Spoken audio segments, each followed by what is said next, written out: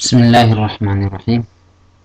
आज हमारी लैब है lab number 9, stability analysis for the system under different performance conditions. आज हमने स्टेबिलिटी एनालिसिस देखने एनालिसिस करना है कि सिस्टम स्टेबल क्या होता है, अनस्टेबल क्या होता है। वैसे जनरल हम अगर देखें तो स्टेबल क्या होता है, linear time invariant system is stable if the natural response approaches to zeros as time approaches infinity. अगर सिस्टम का natural response with respect to time zero हो रहा है तो आपको वो सिस्टम स्टेबल है।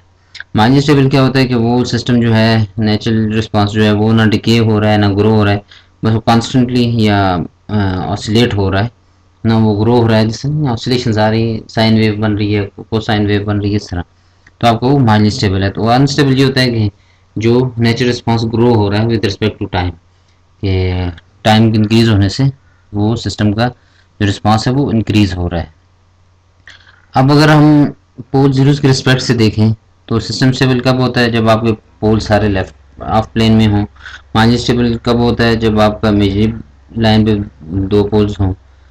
और अनस्टेबल कब होता है, जब आपका सिस्टम पोल्स राइट साइड पे चले जाएं। तो ये आपने स्टेबिलिटी एनालिसिस देखना है कि आपका जो सिस्टम है स्टेबल है, मार्जिन स्टेबल है या अनस्टेबल है। तो अगर आपको टास्क नंबर 1 देखा है तो यहाँ पे आपसे पूछा गया find out that following systems are either stable unstable. क्योंकि ये मार्जिन स्टेबल तो हो नहीं सकती कि फर्स्ट ऑर्डर सिस्टम है with the help of step response and pole location. Pole location से भी आप बता सकते हैं, और अगर यहाँ से आप पोल लोकेशन फाइंड करना चाहते हैं S plus one is equal to zero करेंगे तो -1 पे आ रहा है, नीचे वाले को देखें तो वो राइट साइड पे पोल चला जाता है। तो अब हम मैट लैब में इसको कैसे करेंगे, तो मैट लैब में देखते हैं। ये अगर आपको ये सिस्टम है, इसको मैं डिफाइन किया 1/s+1 पीजी में, आप उसका पोल जीरोस देखेंगे, फिर उसके बाद फिगर स्टेप भी देख सकते हैं। तो यहाँ पे अगर इसको मैं रन करता हूँ, देखें ये इसका दो प्लॉट्स आ गए हैं। ये आपका पोल जो है यहाँ पे कहाँ पे -1 पे, यहाँ से भी देख सकते हैं -1 पे है, लेफ्ट साइड पे है। सिस्टम आपका क्या है, ग्रो नहीं हो रहा, आपको फोर्स रिस्पॉन्स जो है वो स्टेबल है। आपने उसको स्टेप दिया तो वो स्टेप को फॉलो कर रहा है, तो आपको क्या है, ये सिस्टम स्टेबल है। तो पोल से बता सकते हैं, स्टेप रिस्पॉन्स से बता सकते हैं। अगर हम इसी तरह जो दूसरा अनस्टेबल सिस्टम है उसको देखें, इसको रन करें, देखिए विद रिस्पेक्ट टू टाइम ये ग्रो कर रहा है, ये एक्सपोनेंशियली ग्रो कर रहा है। हमने स्टेप दिए, कांस्टेंट दे रहे हैं वोल्टेज, लेकिन वोल्टेज है ये जो भी है कांस्टेंट इनपुट दे रहे हैं स्टेप, लेकिन वो सिस्टम क्या हो रहा है, कॉन्स्टेंटली ग्रो कर रहा है। तो यहाँ पे अगर इसका पोल देखें तो कहाँ पे -2 पे, पोल 2 पे है। इसका मतलब ये जीरो से राइट साइड पे आ गया, तो ये क्या है +2 पे पोल आपका राइट साइड पे, ये सिस्टम अनस्टेबल है। तो आप ये सार देख सकते हैं, पोल जीरो से भी देख सकते हैं, उसके स्टेप रिस्पॉन्स से भी देख सकते हैं, इम्पल्स रिस्पॉन्स से भी देख सकते हैं। तो ये सिस्टम की स्टेबिलिटी हम देख सकते हैं। अब अगर टास्क 2 में आपको सेकंड ऑर्डर सिस्टम गिवन है दो, तो आपने उसी तरह ये पोल जीरोस भी देख सकते हैं, बताना है आपने स्टेबल है, अनस्टेबल है, मार्जिन स्टेबल है। ये टेबल फिल करना है with the help of step response and pole location. आपने स्टेप रिस्पॉन्स से भी देखना है और पोल लोकेशन से भी बताना है कि सिस्टम आपका स्टेबल है कि अनस्टेबल है। तो ये आपका टास्क नंबर 2 हो जाएगा। फिर उसके बाद आप ये देखिए, आपके पास सिस्टम है, now implement the following system in unit feedback system feedback form and find out that close loop system are stable. के अब हमने इसको फीडबैक में सॉल्व करके देखेंगे कि आपके पास ये सिस्टम स्टेबल है कि अनस्टेबल है या मार्जिनली स्टेबल है। फीडबैक में कैसे सॉल्व करेंगे, वही सिस्टम को डिफाइन करेंगे, फिर उसके बाद उसको यूनिटी फीडबैक करेंगे, जो आपने पिछले लैब में किया है कि उसको कैसे चेक करते हैं कि फीडबैक को कैसे इम्प्लीमेंट करते हैं। देख लेते हैं, ये आपका सिस्टम है 3/s³ + 3s² + 2s G1 feedback किया, G11 को मैंने डिफाइन किया सिस्टम अपना, और उसको यूनिटी फीडबैक कर दिया, फिर उसका पीजी मैप भी देखा और स्टेप रिस्पॉन्स। इससे पहले अगर हम देखना चाहते हैं कि अगर इसका स्टेप रिस्पॉन्स कैसा आ रहा है या पीजी मैप कैसा आ रहा है, यहाँ पे G11 कर देता हूँ मैं, 1 अब ये हमें फीडबैक रिस्पॉन्स हमें G11 का ही देगा। देखें, अगर इसके पोल्स देखें कहाँ पे हैं, हमारे पास ये थर्ड ऑर्डर सिस्टम ना, S³ + 3s, 3 पोल्स आ रहे हैं। कहाँ पे आ रहे हैं, एक ये 0 पोल ओरिजिन पे आ रहा है, एक -1 पे और एक -2 पे।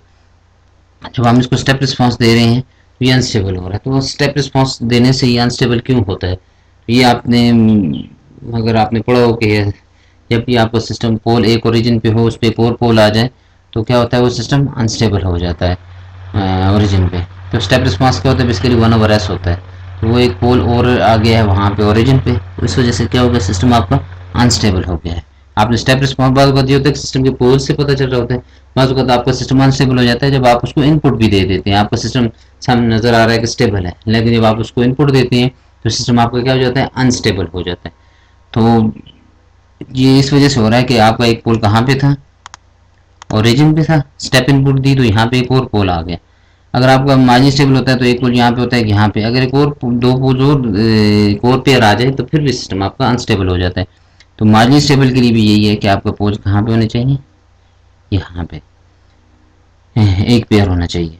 तो अभी हम इसको अगर फीडबैक में सॉल्व करते हैं तो मैं क्या करता हूँ, G1 आपके पास क्या है, ये फीडबैक में आ रहा है, ये देखें G11 आपको ये सिस्टम है, G1 आपने फीडबैक सॉल्व किया, G11 कामा 1 क्योंकि यूनिटी फीडबैक है। फीडबैक कमांड क्या करती है, नेगेटिव फीडबैक बाय डिफॉल्ट लेती है। अगर आपने पॉजिटिव करना है तो यहाँ पे क्या करेंगे, कामा डाल के +1 कर देंगे तो आपके पास क्या हो जाएगा, ये पॉजिटिव फीडबैक। लेकिन हमें क्या है, नेगेटिव फीडबैक चाहिए, हम इसको एज इट इज रहने देंगे। अब इसको रन करेंगे स्टेप, ये देखिए अब आपके सिस्टम का रिस्पॉन्स ही चेंज हो गया। तो फीडबैक आप इसलिए भी यूज़ करते हैं कि सिस्टम आपका अनस्टेबल होता है, तो आप फीडबैक क्या करता है, आपका सिस्टम को स्टेबल कर देते हैं, स्टेबिलिटी उसमें ले आते हैं। तो अब आप देखिए यहाँ पे पोल जीरोज भी चेंज हो गए हैं और सिस्टम का रिस्पॉन्स भी इस तरह हो गया है। तो आपने ये बताना है कि यूनिटी फीडबैक में सॉल्व हुआ आपका सिस्टम तो उसने कैसा बिहेव किया। तो आपने यहाँ पे लैब में यही बताना है, आपके पास ये सिस्टम है, आपने उसको सॉल्व करना है। तो ये क्या होगा, क्या आया, ये स्टेबल है, अनस्टेबल है या मार्जिनली स्टेबल है। तो ये चीज़ें आपने यहाँ पे पुट करनी है कि ये स्टेबल है, मार्जिन स्टेबल है या अनस्टेबल है। टास्क 4 में अगर आ जाएं आप तो यहाँ पे आपने क्या करना है, आपको ये सिस्टम गिवन है, G(s) आपको गिवन है k और s into S plus 2 whole square, H(s) आपके पास 1 है, यूनिटी फीडबैक की है। तो अब आपने क्या करना है कि find the value of gain k on paper that will make the system stable, minus stable and unstable. तो आपने राउथ क्राइटेरिया यूज़ करके यहाँ पे k की वैल्यू को पेपर पे फाइंड करना है। फिर उसके बाद क्या, k की वैल्यू जब फाइंड हो जाए तो आपने क्या करना है, draw the step response for the system of gain k-1। तो आपने क्या करना है, स्टेप रिस्पॉन्स k की वैल्यू क्या पुट करना है। अगर आपको सपोज 5 आ जाती है राउथ क्राइटेरिया से तो आपने 5-1 पे चेक करना है कि आपका सिस्टम स्टेप रिस्पॉन्स कैसा आ रहा है। Where k is the value calculated for marginally stable system. तो k आपके पास बेसिकली क्या होगा, मार्जिनली स्टेबल होगा। तो मार्जिनली स्टेबल से अगर आप एक वैल्यू कम करेंगे तो वो क्या हो जाएगा, अनडैम्प्ड सिस्टम में आ जाएगा, आपके पास स्टेबल सिस्टम आएगा। तो आपने उसका रिस्पॉन्स देखना है। फिर उसके बाद क्या करना है, draw the step response of the system for the gain किया। आपने फिर के लिए भी फाइंड करना है कि मार्जिन स्टेबल आ रहा है कि नहीं आ रहा। आपने जो के की वैल्यू फाइंड किया वो इधर करेक्ट है कि नहीं है, कि वो सिस्टम आपका मार्जिन स्टेबल है कि नहीं है। मार्जिन स्टेबल में क्या होगा, आपका सिस्टम रिस्पॉन्स कैसा होगा, ऑसिलेटरी होगा। तो आपने के की वैल्यू को फाइंड करना है। फिर उसके बाद आपने ये दो प्लॉट्स ड्रा करने हैं, एक के लिए और एक k-1 के लिए।